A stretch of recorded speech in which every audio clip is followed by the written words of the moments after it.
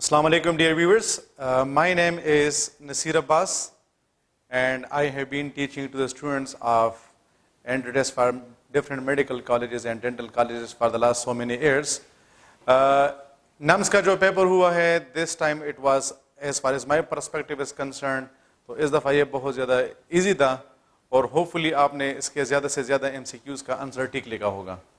बहुत ज़्यादा स्टूडेंट्स कह रहे हैं कि सर चूंकि इसके बाद और भी आपके पास इंटरेस्ट आ रहे हैं, तो अगर आप इस पेपर को एक्सप्लेन कर दें ताकि हमें लॉजिक का पता चल जाए कि कौन से क्वेश्चन में हमारे पास कौन सा आंसर करेक्ट है और जो आंसर करेक्ट है या जो ऑप्शन हमारे पास ठीक आ रहा है उसके पीछे हमारे पास क्या लॉजिक है. तो 20 MCQs को डिस्कस करते हैं, but we will be having discussion on all these 20 MCQs on the basis of rules and regulation. हम डिस्कस करेंगे कि कौन सा ऑप्शन कौन से रीजन की वजह से ठीक है. अब हमारे पास MCQs नंबर 1 है, there are Sheila and Eram result cards, we have to pick the correct option. अब इसमें हमारे पास जो राइट ऑप्शन है दैट इज ऑप्शन सी. थोड़ा सा इस ऑप्शन ए और ऑप्शन बी को मिटाते हैं ताकि हमारे पास स्पेस क्रिएट हो जाए. अब हमारे पास MCQs नंबर 1 जो आया है या 101, that is about positive case of noun. हम जब किसी नाउन का पॉजिटिव केस बनाते हैं तो ऊपर हमें कामा लगाते हैं, उस कामे को हम कहते हैं एपोस्ट्रोफी, और फिर हम उसके साथ एस लगा लेते हैं और इस तरह हमारे पास एक नाउन का पॉजिटिव केस बन जाता है. हम जब भी किसी नाउन का पॉजिटिव केस बनाना चाहते हैं तो हम ऊपर एक कामा लगाते हैं, उस कामे को हम कहते हैं एपोस्ट्रोफी, और फिर हम उसके साथ एस लगा लेते हैं और इस तरह हमारे पास उस नाउन का पॉजिटिव केस बन जाता है. अब लेट्स सपोज हमारे पास सेंटेंस आ जाए कि डैश कार इज न्यू और हमने इस नाउन का पॉजिटिव केस बनाना है, तो ये तो बड़ा सिंपल है क्योंकि हमारे पास एक नाउन आया है और जब हमारे पास एक नाउन आता है तो हम उसके साथ एपोस्ट्रोफी लगा लेते हैं और उसके साथ एस लगा लेते हैं और इस तरह हमारे पास उसका जो पॉजिटिव केस होता है वो बन जाता है. कंफ्यूजन तब पैदा होती है जब हमारे पास आ जाए कि Ali and Wali car is new और हमारे पास आ जाए Ali and Wali cars are new. मतलब यह है कि जब आपके पास 2 नाउन्स आ जाए तो अब आप क्या करेंगे, फर्स्ट नाउन के साथ एपोस्ट्रोफी एस लगाएंगे, सेकंड नाउन के साथ एपोस्ट्रोफी एस लगाएंगे या दोनों के साथ लगाएंगे. तो जब भी आपके पास 2 या मोर देन 2 नाउन्स आ जाए तो ऐसे सिचुएशन में आपने वर्ब को देखना है कि आया आपके पास जो वर्ब आया है वो सिंगुलर है या वो प्लूरल है. अब अगर हम इस सेंटेंस को देखते हैं, sentence number 1 is Ali and Wali car is new, तो यहां पर हमारे पास सिंगुलर फॉर्म ऑफ वर्ब आया है. सो रिमेंबर डियर स्टूडेंट्स कि जब हमारे पास 2 या मोर देन 2 नाउन्स आ जाएं और उसके बाद हमारे पास जो वर्ब आया है वो सिंगुलर है, तो फिर हम सिर्फ और सिर्फ सेकंड नाउन या लास्ट नाउन के साथ एपोस्ट्रोफी एस लगाएंगे और फर्स्ट नाउन के साथ हम एपोस्ट्रोफी एस को यूज नहीं करेंगे. इसी तरह अगर हम दूसरे सेंटेंस को देखते हैं, Ali and Wali cars are new, तो यहां पर हमारे पास प्लूरल फॉर्म ऑफ वर्ब आया है. तो जब हमारे पास 2 या मोर देन 2 नाउन्स आ जाए और उसके बाद हमारे पास प्लूरल फॉर्म ऑफ वर्ब आ जाए, तो फिर अगर हमारे पास 2 नाउन्स आए हैं तो फिर हम क्या करेंगे, उन दोनों नाउन्स के साथ एपोस्ट्रोफी एस लगाएंगे. तो इस वजह से ये सेंटेंस इस तरह ठीक होगा कि Ali and Wali's car is new, लेकिन दूसरा इस तरह ठीक होगा कि Ali's and Wali's cars are new. क्यों? क्योंकि जब भी हमारे पास सिंगुलर फॉर्म ऑफ वर्ब आया हो तो फिर हम सिर्फ और सिर्फ लास्ट नाउन के साथ एपोस्ट्रोफी एस लगाएंगे, और अगर हमारे पास प्लूरल फॉर्म ऑफ वर्ब आया हो तो फिर अगर हमारे पास 2 नाउन्स है तो दोनों के साथ एपोस्ट्रोफी एस आएगा, अगर 3 नाउन्स है तो तीनों के साथ एपोस्ट्रोफी एस आएगा. अब अगर हम इस MCQs को देखते हैं तो इसमें हमारे पास जो राइट ऑप्शन है दैट इज ऑप्शन सी. क्यों? रीजन देखिए, रीजन ये है कि यहां पर हमारे पास आया है आर. आर हमारे पास कौन सा फॉर्म ऑफ वर्ब है? ये हमारे पास प्लूरल फॉर्म ऑफ वर्ब है. तो यहां पर तो ऑलरेडी हमने इस पॉइंट को डिस्कस कर लिया है कि जब हमारे पास प्लूरल फॉर्म ऑफ वर्ब आएगा तो अगर हमारे पास 2 नाउन्स आए हैं तो हम उन दोनों नाउन्स के साथ क्या करेंगे, उसके साथ एपोस्ट्रोफी एस को यूज करेंगे. तो यहां पर हमारे पास शीला के साथ एपोस्ट्रोफी एस आया है और एरम्स के साथ भी एपोस्ट्रोफी एस आया है. इस वजह से ये हमारे पास ठीक हो जाएंगे. ऑप्शन ए में ये गलती थी कि वहां पर दोनों नाउन्स के साथ एपोस्ट्रोफी एस नहीं था. ऑप्शन बी में ये गलती थी कि वहां पर हमारे पास सेकंड नाउन के साथ एपोस्ट्रोफी एस था लेकिन फर्स्ट नाउन के साथ एपोस्ट्रोफी एस नहीं आया था. और ऑप्शन डी क्यों गलत है? ऑप्शन डी इस वजह से गलत है क्योंकि जब भी हमारे पास 2 नाउन्स आते हैं और उन 2 नाउन्स पे हम एंड लगाते हैं तो फिर हम उससे पहले कॉमा को यूज नहीं करते हैं। यहां पर हमने कॉमा लगाया है, इस वजह से ये हमारे पास गलत बन जाएगा and the right option will be option C. फिर आते हैं नेक्स्ट एमसीक्यूज की तरफ। Next MCQs is 7 students results are awaited. अच्छा, पॉजिटिव केस के बारे में हमने 3 केसेस को डिस्कस कर लिया है। 1 noun apostrophe S, 2 nouns but singular form of verb, only the second noun takes apostrophe s, 2 nouns or more than 2 nouns but plural form of verb, then all the nouns take apostrophe s। फिर next हमारे पास है कि अगर यहां पर मैं लिखूंगे boys hostel is near, अब वो नाउन जिसके एंड में एस आ जाए, या नॉर्मली हमारे पास जो पोजीशन, या मैं इसको इस तरह लिखता हूं कि अवेस कार इज न्यू। अब अगर आपके पास किसी नाउन के एंड में एस आ जाए तो फिर आप उसके साथ सिर्फ और सिर्फ एपोस्ट्रोफी लगाएंगे और आप उसके साथ एस नहीं लगाते। अगर आप कहते हैं कि अवेसिस कार इज न्यू, तो आपका जो आंसर होगा वो गलत कंसिडर होगा। इसी तरह हम इंग्लिश में जब किसी नाउन का प्लूरल फॉर्म बनाते हैं तो उसके साथ एस लगाते हैं। Chair chairs, student students, boy boys. तो आपके पास अगर किसी नाउन का प्लूरल फॉर्म आ जाए और उस प्लूरल फॉर्म के एंड में आपके पास एस आता है तो फिर आप उसके साथ सिर्फ और सिर्फ एपोस्ट्रोफी लगाएंगे और आप उसके साथ एस को यूज नहीं करते हैं। तो ये सेंटेंस आपके पास इस तरह ठीक होगा कि बॉयज हॉस्टल इज नियर। अगर आप कहते हैं कि बॉयज सिज, तो फिर आपका जो आंसर होगा वो क्या होगा, वो गलत कंसिडर होगा।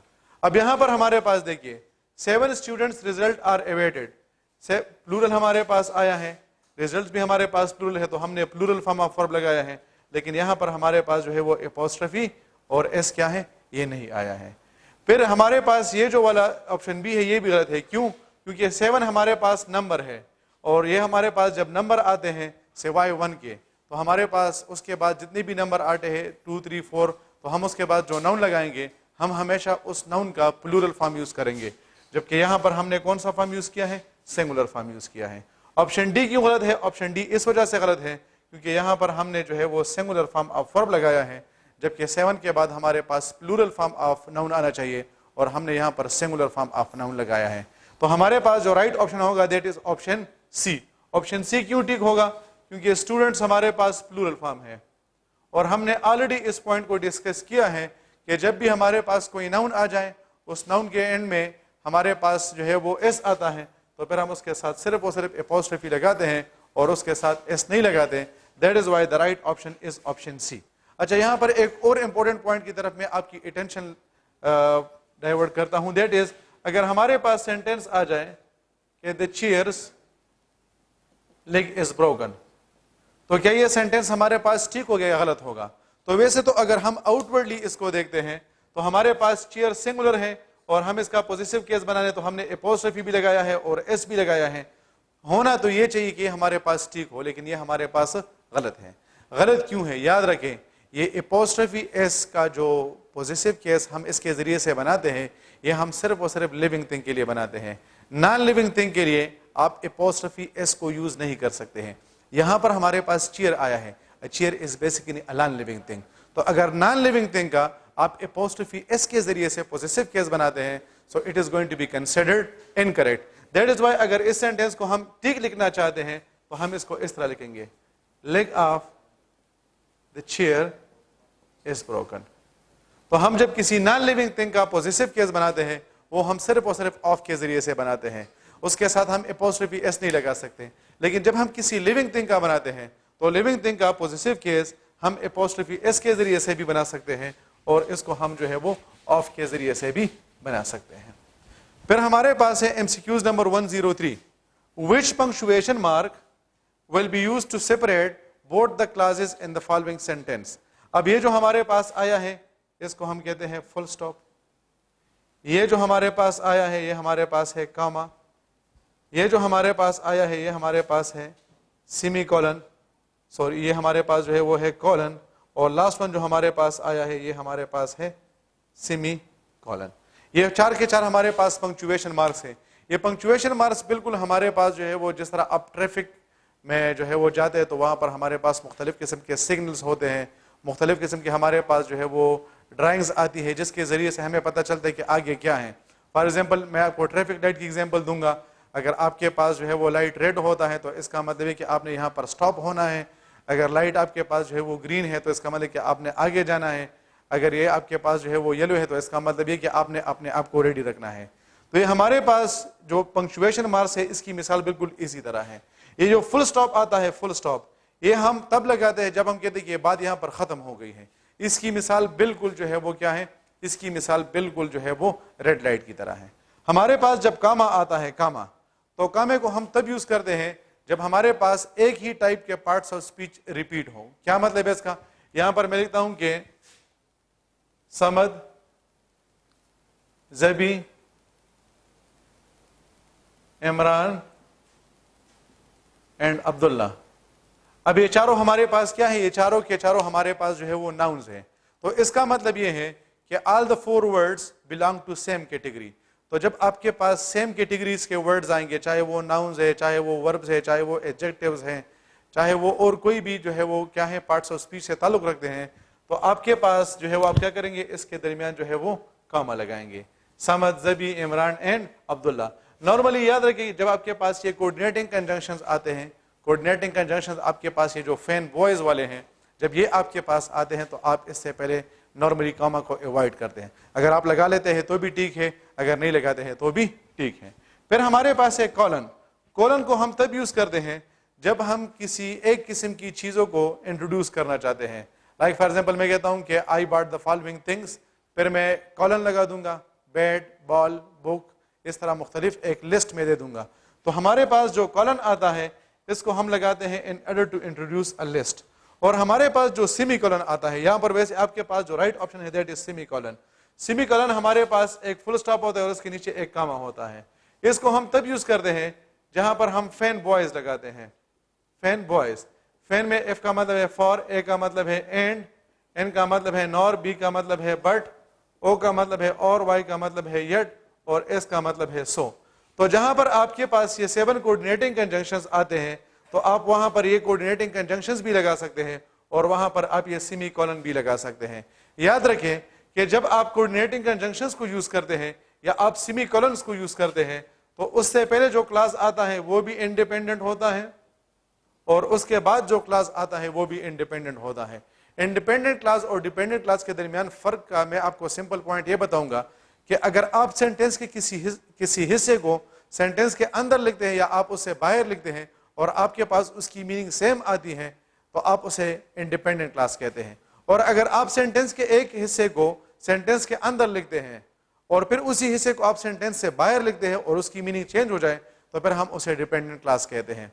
तो चूंकि यहां पर हमारे पास the gang was rounded up the raid, the leader escaped, तो यहां पर हम एंड भी लगा सकते हैं, एंड द लीडर एस्केप्ड। यहां पर हम बट भी लगा सकते हैं और यहां पर हम सेमी कॉलन भी लगा सकते हैं। तो इस वजह से एमसीक्यूज नंबर 3 में हमारे पास जो राइट ऑप्शन है दैट इज ऑप्शन डी। फिर हमारे पास है MCQs number 4।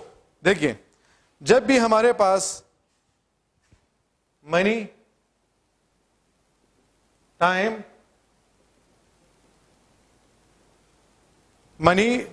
Distance, volume, weight और मेजरमेंट, ये चीजें आते हैं और इससे पहले हमारे पास नंबर आ जाए। नंबर का मतलब है 1 2 3 4 5, इसको हम कहते हैं नंबर।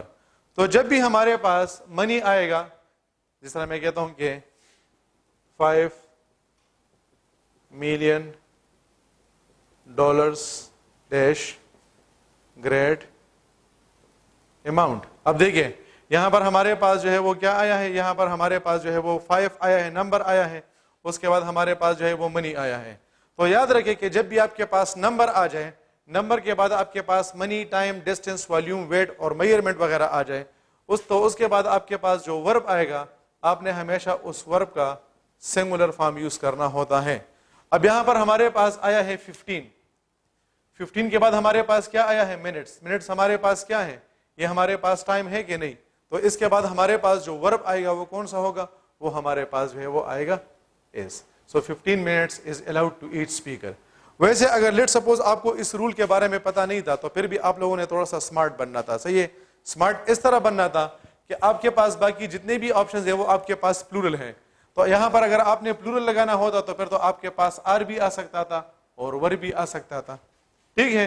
तो इस वजह से इनको जब आप स्किप करते हैं तो आपके पास सिर्फ और सिर्फ ऑप्शन डी रह जाएगा, और ऑप्शन डी भी आपके पास क्या है, प्लूरल है।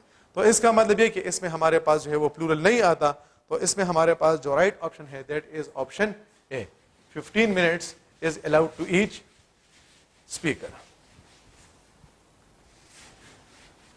फिर हमारे पास है choose the correct sentence.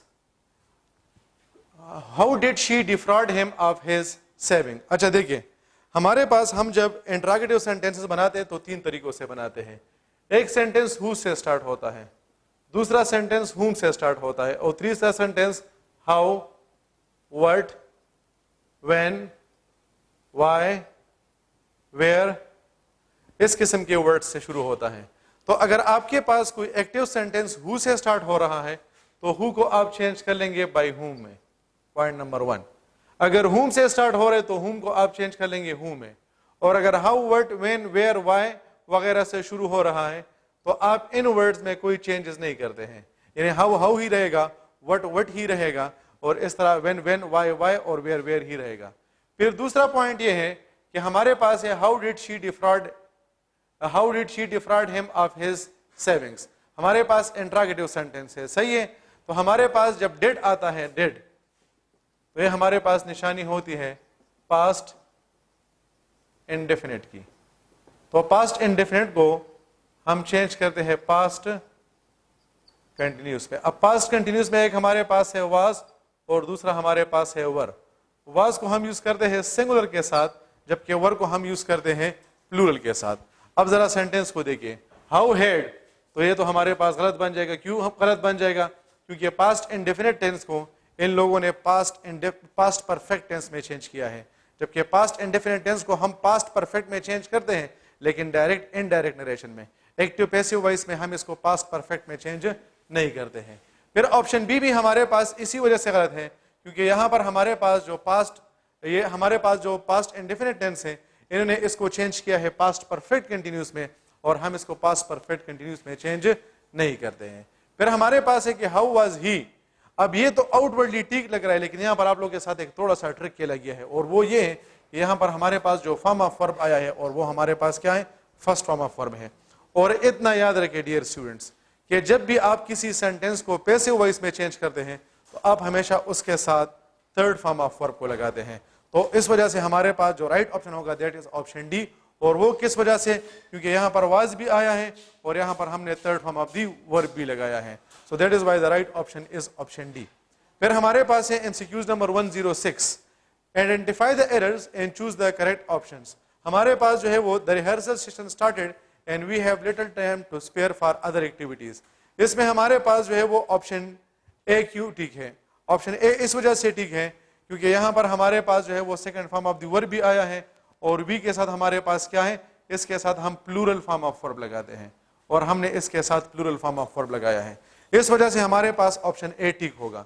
Option B क्यों गलत है? ऑप्शन बी इस वजह से गलत है क्योंकि यहां पर हमारे पास वर्ब मौजूद नहीं है। वी लिटिल, तो हमने यहां पर लिटिल टाइम तो लगा लिया है, एडजेक्टिव से पहले हमारे पास ये जरूरी है कि हम हमेशा इससे पहले नाउन को यूज करेंगे, लेकिन सॉरी यहां पर इससे पहले हम वर्ब को यूज करेंगे। क्या यहां पर हमारे पास वर्ब है? नहीं, हमारे पास यहां पर वर्ब नहीं है। फिर हमारे पास ऑप्शन सी क्यों गलत है? क्योंकि वी के साथ हैज आया है, और रूल के मुताबिक जब हमारे पास प्लूरल आता है तो हम उसके साथ हैव लगाते हैं, और जब हमारे पास सिंगुलर आता है तो हम उसके साथ हैज लगाते हैं। तो चूंकि वी हमारे पास यहाँ पर प्लूरल है तो उसके साथ हैज नहीं बल्कि उसके साथ हैव आना चाहिए। और एमसीक्यूज नंबर 106 का जो हमारे पास लास्ट ऑप्शन है that is we are little time, तो ये हमारे पास गलत हो जाएगा, सही है, क्योंकि यहाँ पर जो है वो हम प्रेजेंट में जो हमारे पास चीजें मौजूद हैं हम उसके बारे में बात कर रहे हैं, जबकि आर को हम क्या करते हैं, इसको हम यूज करते हैं कंटिन्यूस एक्टिविटीज के लिए। इज एम आर वगैरह ये हमारे पास जो है वो कंटिन्यूस टेंस में यूज होते हैं, तो इस वजह से भी ये हमारे पास गलत बन जाएगा। और इसी तरह हमारे पास जो है वो ये सभी कलन भी जो है वो यहाँ पर जो है वो ठीक नहीं आ रहा है, तो इस वजह से इसमें हमारे पास जो राइट ऑप्शन है that is option A. The rehearsal session started and we have little time to spare for other activities. MCQs number 17 हमारे पास है, fill in the blanks with appropriate option lions like any other carnivore dash on meat. देखिए हमारे पास अगर ये जो हमारे पास आया है इसको हम कहते हैं प्रीपोजिशनल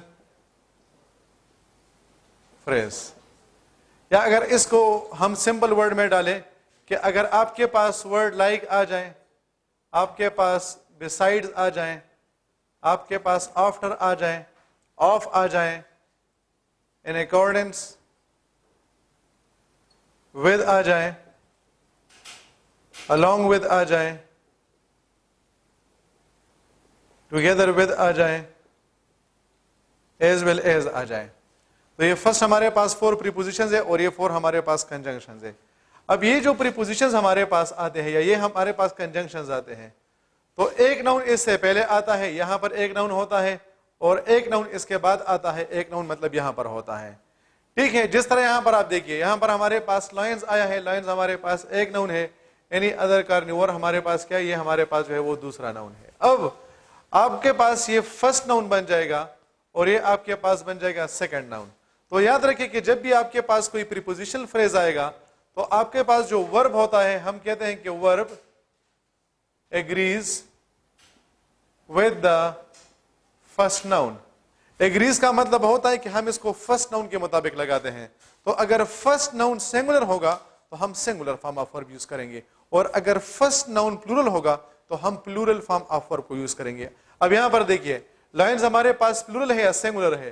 प्लूरल है, तो इस वजह से इसमें हमारे पास क्या आएगा, इसमें हमारे पास जो है वो लिव आएगा।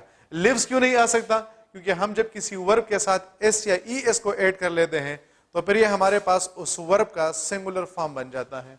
फिर हमारे पास डज लिव, तो जरूरी तो नहीं है, इस डज की यहां पर जरूरत ही नहीं है। डू और डज को हम इंडेफिनिट टेंस में तब यूज करते हैं जब सेंटेंस हमारे पास इंट्रोगेटिव होता है या सेंटेंस हमारे पास नेगेटिव होता है, और यहां पर ये जो सेंटेंस है ये हमारे पास पॉजिटिव है। और लिविंग हमारे पास ये तो नहीं हो सकता, क्योंकि हमारे पास जब भी ING फॉर्म ऑफ वर्ब आएगा तो हम हमेशा उससे पहले क्या करेंगे, हम हमेशा उससे पहले किसी न किसी हेल्पिंग वर्ब यानी is, am, are, was, were, will be, shall be, has been, have been, had been, will have been और शैल हैव बीन को यूज करेंगे। तो इस वजह से ये हमारे पास टीक बन जाएगा। अच्छा, यहां पर एक एडिशनल इंफॉर्मेशन मैं आपको देता हूं कि अगर आपके पास आ जाए आइदर और, आपके पास आ जाए नाइदर नॉर, आपके पास आ जाए नॉट ओनली बट आल्सो, और नॉट, इसमें भी बिल्कुल इसी रूल के मुताबिक एक नाउन यहां पर आता है यानी इससे पहले आता है और एक नाउन इसके बाद आता है। लेकिन यहां पर वर्ब किसके साथ एग्री कर रहा था? फर्स्ट नाउन के साथ। यहां पर इन कंजंक्शंस में ये रूल थोड़ा सा अपोजिट हो जाता है और हम कहते हैं कि verb agrees with the with the second noun. वहां पर हम फर्स्ट नाउन को देख रहे थे, तो यहां पर हम क्या करेंगे, यहां पर हम सेकेंड नाउन को देखेंगे। मैं आपको एक एग्जांपल देता हूं ताकि आपका ये कंसेप्ट और भी ज्यादा क्लियर हो जाए। मैं कहता हूं कि the coach as well as the players dash coming, either the coach or the players dash coming। अब देखिए हमारे पास as well as आया है, तो हम कौन से नाउन को देखेंगे? फर्स्ट नाउन को देखेंगे, क्योंकि हमने ऑलरेडी कहा है कि वर्ब फर्स्ट नाउन के साथ एग्री करता है। तो फर्स्ट नाउन चूंकि हमारे पास सिंगुलर है तो यहां पर हम सिंगुलर फॉर्म ऑफ वर्ब लगाएंगे और हम कहते हैं कि the coach as well as the players is coming. फिर हमारे पास यहां पर आइदर और आया है, यहां पर द कोच हमारे पास फर्स्ट नाउन है, द प्लेयर्स हमारे पास सेकंड नाउन है। तो हमारे पास जो वर्ब होगा वो कौन से नाउन के मुताबिक आएगा? सेकंड नाउन के मुताबिक आएगा। सेकंड नाउन प्लूरल है या सिंगुलर है? प्लेयर्स हमारे पास प्लूरल है, इस वजह से यहां पर हम लगा लेंगे आर। तो आपने इस रूल का भी जो है वो बहुत ज्यादा ख्याल रखना है। फिर नेक्स्ट हमारे पास है the cattle dash away the crops. ये एमसीक्यूज हमारे पास बेसिकली रिलेटेड है डिसेप्टिव नाउन्स। डिसेप्टिव नाउन्स का मतलब ये है कि कुछ नाउन्स हमारे पास ऐसे होते हैं जिसको हम जब आउटवर्डली देखते हैं तो वो हमें सिंगुलर नजर आते हैं, लेकिन वो प्लूरल फॉर्म ऑफ वर्ब लेते हैं। जिस तरह हमारे पास आ जाए शीप, हमारे पास आ जाए कैटल, हमारे पास आ जाए पब्लिक, हमारे पास आ जाए नेशन, हमारे पास आ जाए पुलिस। अब अगर आप इन नाउन्स को देखते हैं तो आउटवर्डली ये नाउन हमें सिंगुलर लगते हैं, लेकिन जब भी आपके पास ये नाउन आएंगे आप हमेशा इसके बाद प्लूरल फॉर्म ऑफ वर्ब लगाएंगे। तो इस वजह से इसमें हमारे पास जो राइट ऑप्शन है that is option C, the cattle have eaten away the crops. फिर हमारे पास है MCQs number 109, labyrinth. The word labyrinth means, अच्छा लिब्रिंथ और मेज का मतलब होता है एक कॉम्प्लिकेटेड किस्म की सिचुएशन, जब पेच दर पेच मसाइल उसमें होते हैं तो ऐसे सिचुएशन को हम लिब्रिंथ या मेज कहते हैं। या वैसे भी आपके पास ये जो इस किस्म का स्ट्रक्चर आता है, सही है, इसको भी हम क्या कहते हैं, मेज स्ट्रक्चर कहते हैं। तो लिब्रिंथ का मतलब होता है मेज। हीप का मतलब होता है किसी जगह पर एक बहुत बड़ा ढेर जो बना हुआ होता है तो हम उसे कहते हैं हीप। हाइव, हाइव का मतलब होता है जब एक जगह पर बहुत ज्यादा लोग होते हैं। और वैसे जो बीज का चत्ता होता है, ये हनी बी जो आपके पास होती है जहां पर ये हनी बनाते हैं, हम उसे भी हाइव कहते हैं। और डी हमारे पास है नेक। नेक का मतलब होता है जब हमारे किसी चीज के लिए खुसूसी तौर पर कोई इंटरेस्ट हो तो हम उसे नेक कहते हैं। तो एमसीक्यूज नंबर 109 में हमारे पास जो राइट ऑप्शन है that is option A. Coming towards the next MCQs. Next MCQs हमारे पास है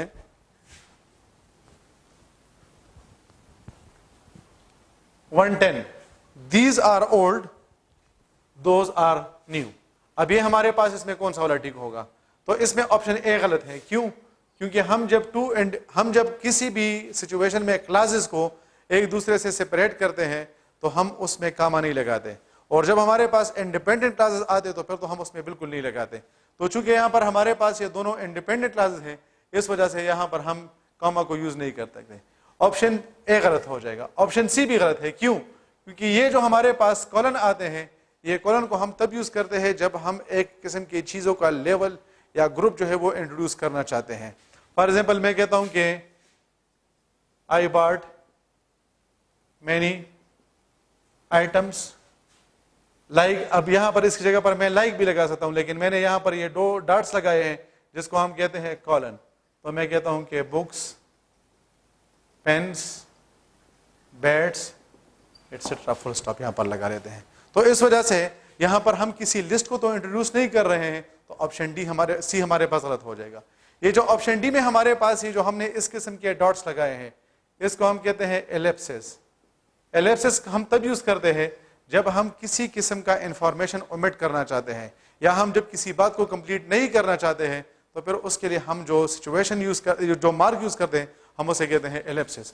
तो इस वजह से इसमें हमारे पास जो राइट ऑप्शन है दैट इज सेमी कॉलन। तो सेमी कॉलन के बारे में इससे पहले भी हमने एक एमसीक्यूज को डिस्कस कर लिया है, जहां पर मैंने आपको बताया कि जब हमारे पास टू इंडिपेंडेंट क्लासेस आते हैं या जब हमारे पास कोऑर्डिनेटिंग कंजंक्शंस आते हैं।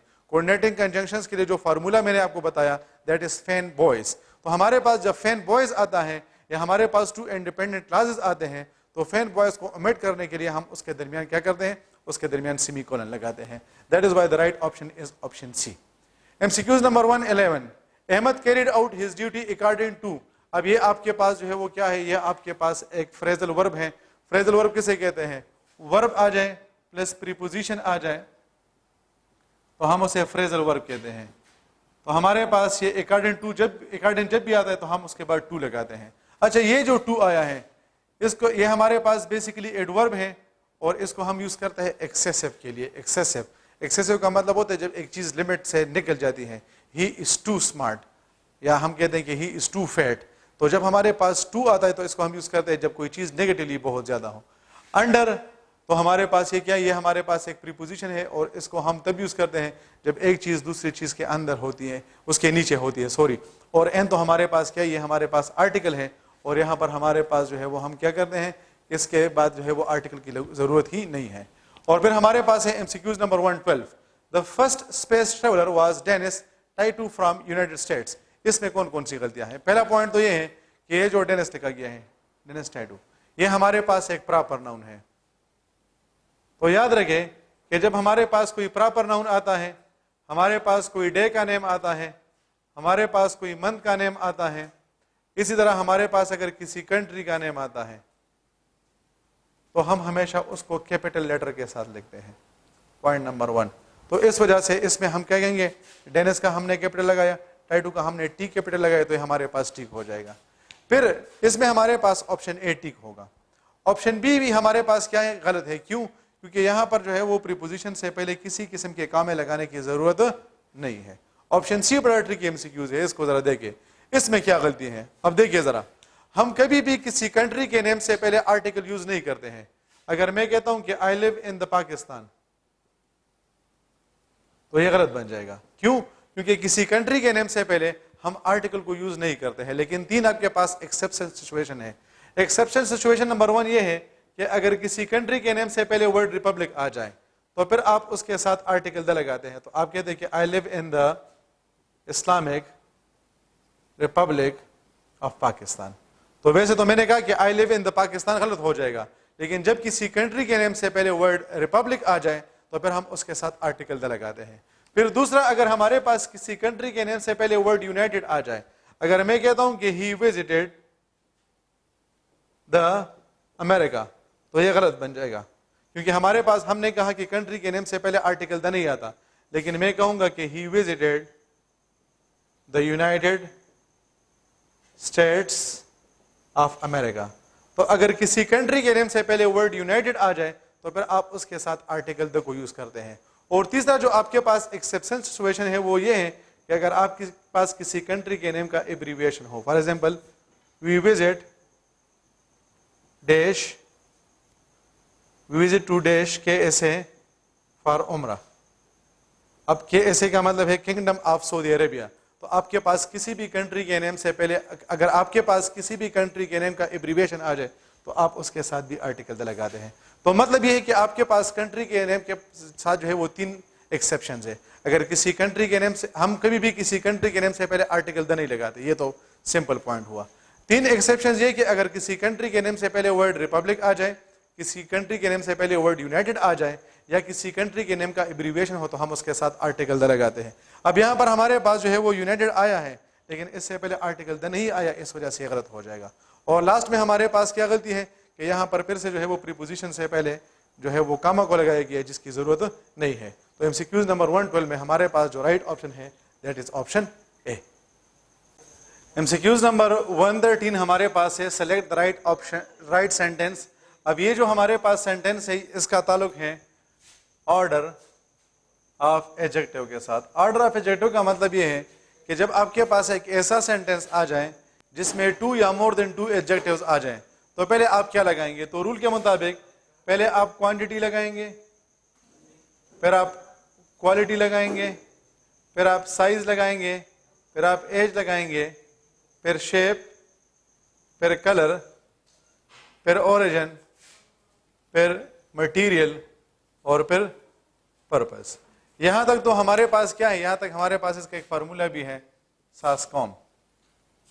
तो इसको याद रखें, सास्कॉम। और अगर आप लोग फिर भी इसमें ज्यादा कंफ्यूज हो रहे हैं तो यहाँ पर आप लगा ले डॉट, तो बन जाएगा आपके पास SAS.com। तो वो इंसान बन जाएगा जिसका आप इंतजार कर रहे हैं। सही है। तो आप इससे पहले याद करें क्वांटिटी और क्वालिटी, और एंड में याद करें पर्पस, और यहाँ पर आप क्या लगाए, यहाँ पर लगाए सास्कॉम। अब सबसे पहले हमारे पास आएगा क्वांटिटी। क्या इसमें क्वांटिटी है? नहीं है। क्वालिटी है? नहीं है। साइज है? नहीं है। एज है? नहीं है।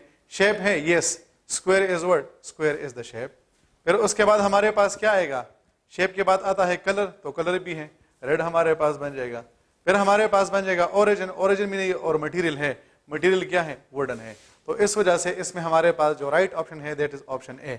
ऑप्शन जो हमारे पास बाकी है ये इस वजह से गलत है क्योंकि इसमें हमारे पास जो एडजेक्टिव्स है इनको प्रॉपर्ली ऐड नहीं किया गया। MCQs number 114। अच्छा, ये जो हमारे पास फार्दर एंड फर्देस्ट होता है, तो इसको हम यूज करते हैं डिस्टेंस के लिए। जब हम डिस्टेंस के बारे में इंफॉर्मेशन देना चाहते हैं तो हम उसके साथ जो है वो फार लगाते हैं। ये फर्दर का मतलब होता है एनी मोर, एनी मोर। तो इस वजह से इसमें हमारे पास जो राइट ऑप्शन होगा that is option C, I can not walk further. इसका मतलब ये कि मैं और नहीं चल सकता हूं। तो फर्दर को हम तब यूज करते हैं FUR वाला जो फर्दर है। हम जब कहते हैं कि हम और नहीं कर सकते, या फर्दर का मतलब ये भी है कि इसके साथ साथ। MCQs number 115। Can you tell this on his face. Can you tell this fact on his face. On his face का मतलब है कि उसके सामने बोलना, या वो जब आ जाए तो उसको बताना। तो इस वजह से ये आपके पास एक फ्रोजन एक्सप्रेशन है, या आप कह सकते कि हमारे पास एक फिक्स्ड प्रीपोजिशन है, इस वजह से हम इसके साथ क्या करेंगे, हम इसके साथ जो है वो ऑन लगाते हैं। फिर हमारे पास आ जाएगा एमसीक्यूज नंबर 116, एक बड़ा इंपॉर्टेंट एमसीक्यूज है।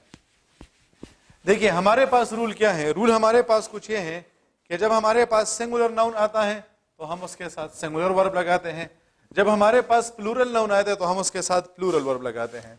फॉर एग्जाम्पल मैं कहता हूं कि द बॉय इज टॉकिंग, फिर मैं कहता हूं कि बॉयज आर टॉकिंग। अब बॉय हमारे पास सिंगुलर है, इस वजह से हमने इसके साथ सिंगुलर फॉर्म ऑफ वर्ब लगाया।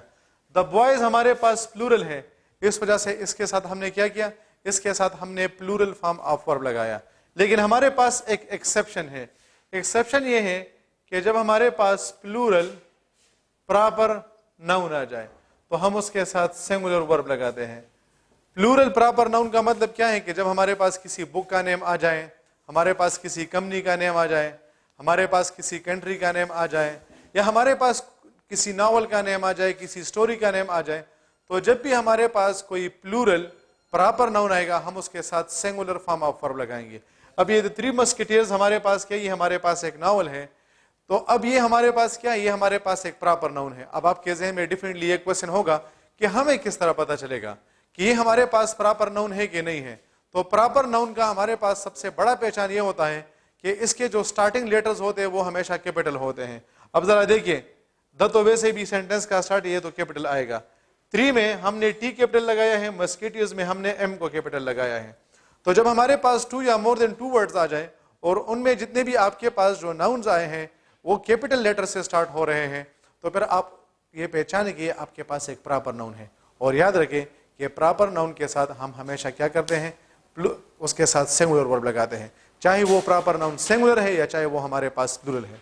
तो इस वजह से हम इसके साथ क्या करेंगे, हम इसमें जो राइट ऑप्शन होगा that is option A, the three musketeers was written by Dumas. वर हमारे पास गलत बन जाएगा क्योंकि ये तो प्लूरल है। अच्छा, हैज और हैव क्यों गलत है, वो इस वजह से गलत है क्योंकि हमारे पास जो है वो, हम जब किसी चीज के बारे में कहते हैं कि ये इसने किया है, कंप्लीट हो चुका है, तो फिर हम उसके लिए जो है वो क्या करते हैं, वाज को यूज करते हैं, और हम उसके लिए जो है वो प्रेजेंट टेंस को यूज नहीं करते हैं, सॉरी हम उसके लिए हैज और हैव नहीं लगाते। फिर हमारे पास आ जाएगा MCQs number 114, they have painted their house purple, the sentence is an example of. अच्छा, पहले तो ये जानिए कि ट्रांजिटिव वर्ब किसे कहते हैं। ट्रांजिटिव वर्ब वो होता है जिसके बाद ऑब्जेक्ट आ जाए। अब अगर किसी वर्ब के बाद आपके पास सिर्फ और सिर्फ एक ऑब्जेक्ट आता है तो हम उसे मोनोट्रांजिटिव कहते हैं। अगर किसी वर्ब के बाद हमारे पास 2 ऑब्जेक्ट्स आ जाए तो हम उसे डायट्रांजिटिव कहते हैं। अगर किसी वर्ब के बाद जो है वो हमारे पास रिफ्लेक्सिव ट्रांजिटिव वो होते हैं जिसके बाद हमारे पास फॉर एग्जांपल रिफ्लेक्सिव प्रोनाउन आ जाए, माई सेल्फ आ जाए, हिमसेल्फ आ जाए, दिमसेल्व्स आ जाए, तो इसको हम क्या कहते हैं, इसको हम कहते हैं रिफ्लेक्सिव ट्रांजिटिव। और अगर हमारे पास कोई कंप्लेक्स ट्रांजिटिव आ जाए, यानी हमारे पास ऑब्जेक्ट आ जाए और उस ऑब्जेक्ट के बाद हमारे पास कंप्लीमेंट आ जाए, कंप्लीमेंट का मतलब आपसे यहां पर यह जाने कि उसके बाद एडजेक्टिव आ जाए, तो आप उसे क्या कहेंगे, आप उसे कंप्लेक्स ट्रांजिटिव कहेंगे। अब देखिए, they have painted their house, अगर ये सेंटेंस यहां पर एंड होता तो फिर हम कहते कि हमारे पास मोनो ट्रांजिटिव है। लेकिन उसके बाद हमारे पास आया है पर्पल, ये पर्पल क्या कर रही है, इसके मीनिंग को कंप्लीट कर रहा है, यानी ये देयर हाउस के बारे में कंप्लीमेंट है। इस वजह से इसमें हमारे पास राइट ऑप्शन कौन सा होगा, इसमें हमारे पास राइट ऑप्शन होगा कंप्लेक्स ट्रांजिटिव। तो जब आपके पास कोई ऑब्जेक्ट आ जाए, उस ऑब्जेक्ट के बाद कुछ भी नहीं है तो मोनो ट्रांजिटिव। अगर 2 ऑब्जेक्ट्स आ जाए तो ड्राई ट्रांजिटिव। अगर एक ऑब्जेक्ट आ जाए और उसके बाद आपके पास एडजेक्टिव वगैरह आ जाए तो फिर वो बन जाएगा कंप्लेक्स ट्रांजिटिव। और अगर आपके पास ऑब्जेक्ट आ जाए और उसके बाद माई सेल्फ या दिमसेल्व्स वगैरह इस किस्म के प्रोनाउन आ जाए तो फिर वो आपके पास बन जाएगा रिफ्लेक्सिव ट्रांजिटिव। तो एमसीक्यूज नंबर 117 में हमारे पास राइट ऑप्शन होगा ऑप्शन सी। अच्छा, he was skilled dash robbers dash a hatchet, इसमें हमारे पास जो राइट ऑप्शन है दैट इज ऑप्शन डी। क्यों, एक हमारे पास है बाय, दूसरा हमारे पास है विद। बाय को हम यूज करते हैं डूअर के साथ और विद को हम यूज करते हैं इंस्ट्रूमेंट के साथ। डूअर का मतलब है कि जो बंदा काम कर रहा है हम उसके साथ बाय लगाते हैं, और जिस चीज से काम हो रहा है हम उसके साथ विद लगाते हैं। अब देखिए, रोबर क्या है, ये हमारे पास डूअर ऑफ एक्शन है कि नहीं, तो इस वजह से आएगा बाय। और हैचेट क्या है, ये हमारे पास एक इंस्ट्रूमेंट है जिसके जरिए से उसने काम किया है, तो हमारे पास आ जाएगा he was killed by a robber with a hatchet. ये फ्रॉम हमारे पास जो होता है, इसको तो हम स्टार्टिंग पॉइंट के लिए या स्टार्टिंग टाइम के लिए यूज करते हैं। ये काम किस टाइम शुरू होगा, ये काम कहां से शुरू होगा, तो हम उसके लिए फ्रॉम लगाते हैं। और एट तो हम क्या करते हैं, एट को तो हम लोकेशन के लिए यूज करते हैं। और फॉर हमारे पास जब आ जाए तो फॉर को हम यूज करते हैं पर्पस के लिए। तो वो यहाँ पर पर्पस तो बयान नहीं कर रहे कि उसने उसको किस लिए किया। और थ्रू हमारे पास क्या है, जब एक इनक्लोज जगह से कोई चीज पास होती है तो हम उसके साथ थ्रू लगाते हैं। तो चूंकि यहाँ पर हमारे पास डूअर और इंस्ट्रूमेंट की बात आई है, इस वजह से यहाँ पर हमारे पास आ जाएगा बाय और with. MCQs number 119, well, no, perhaps, not, sir. अच्छा, इसमें हमारे पास जो राइट ऑप्शन है वो ऑप्शन बी है। क्यों? ये वेल हमारे पास यहाँ पर है एज एन इंटरजेक्शन, तो इस इंटरजेक्शन के बाद हमने क्या लगाया है, कामा लगाया है कि नहीं। फिर ये नो हमारे पास क्या, ये हमारे पास एडवर्ब है, इसके बाद भी हमने कामा लगाया है। और फिर इसी तरह इसके साथ हमने फुल स्टॉप भी लगाया है। ये सेंटेंस भी ठीक होना चाहिए था, लेकिन ये गलत इस वजह से है क्योंकि इसमें हमारे पास जो फुल स्टॉप है वो नहीं गिवन है। और याद रखिए कि हमारे पास इसमें हमेशा फुल स्टॉप जरूर आएगा, तो इस वजह से इसमें हमारे पास राइट ऑप्शन होगा ऑप्शन बी। और फिर लास्ट हमारे पास है MCQs number 120, find out antonym of mumbled. याद रखिए कि जब भी आपको वोकैबुलरी का क्वेश्चन मिल जाए तो आपने ये देखना है कि वो सिनोनिम मांग रहे हैं या एंटोनिम। सिनोनिम का मतलब होता है कि वो वर्ड जिसकी मीनिंग सेम होती है, और एंटोनिम का मतलब होता है कि उसकी मीनिंग अपोजिट होती है। अब हमारे पास मम्बल्ड का मतलब होता है हम जैसे बंग बंग कहते हैं, सही है, यानी बात को इस तरह कहने कि दूसरे बंदे को उसकी समझ नहीं आए तो हम उसे कहते हैं मम्बल्ड। तो इसका हमारे पास अपोजिट आ जाएगा लाउड। तो मम्बल्ड का मतलब होगा आहिस्ता से, और लाउड का मतलब होगा ऊंचे आवाज से। अनप्रोवोक्ड का मतलब होता है जब एक अनमोटिवेटेड जो चीज होती है और वो खुद ब खुद जो है वो आ जाती है, हम उसे अनप्रोवोक्ड कहते हैं। क्विवर का मतलब होता है ट्रम्बलिंग या हिलना, और रियरली का मतलब होता है कभी कभार। तो डियर स्टूडेंट्स, ये थे आप लोग के नम्स के 20 एमसीक्यूज। होपफुली अब आपको पता चल गया होगा कि कौन से क्वेश्चन के पीछे जो है वो कौन सा रूल है। इसी तरह अगर आप लोगों को किसी किस्म का क्वेश्चन हो या किसी भी पॉइंट में आपकी कंफ्यूजन हो, so you should feel free to ask me your questions through comments. और इसी तरह ये चूंकि आप लोग का फर्स्ट एंट्री टेस्ट था इन दिस ईयर, तो बाकी जो एंट्री टेस्ट होंगे वो भी इसी सीक्वेंस को फॉलो करेंगे। So it is better you cover these rules and regulation. और इसी तरह हर एक क्वेश्चन का जो है वो आपके पास रूल होता है। इंग्लिश में आप लोग के नंबर इसी वजह से भी कम आते हैं क्योंकि लोग आपको बताते हैं कि इसमें तो हमारे पास एक्सेप्शन केसेस हैं। तो अगर एक्सेप्शन केस होता है तो उसका भी हमारे पास कोई ना कोई रूल होता है। प्रैक्टिस करें, remain self confident, and I assure you that you would be able to qualify the test easily. Confidence को लूज ना करें। मस्ट आप लोग का यही है कि आप लोग जो है वो टेंशन में हैं, आप लोग जो है वो बड़े फेयर में हैं कि पता नहीं क्या होगा। लोगों के बातों से भी आप डर रहे हैं, तो लोगों के बारे में ना सोचें, ठीक है। लोगों का काम ही सोचना है, तो अगर उनका काम आप करेंगे तो फिर वो बेचारे क्या करेंगे, सही है। तो आप अपने स्टडी पे फोकस्ड रहें, और मेरी जो नेक तमन्नाएं हैं और वो दुआएं हैं, अल्लाह वो आपके साथ हैं। अल्लाह आपको कामयाब करें। Thank you very much. Allah.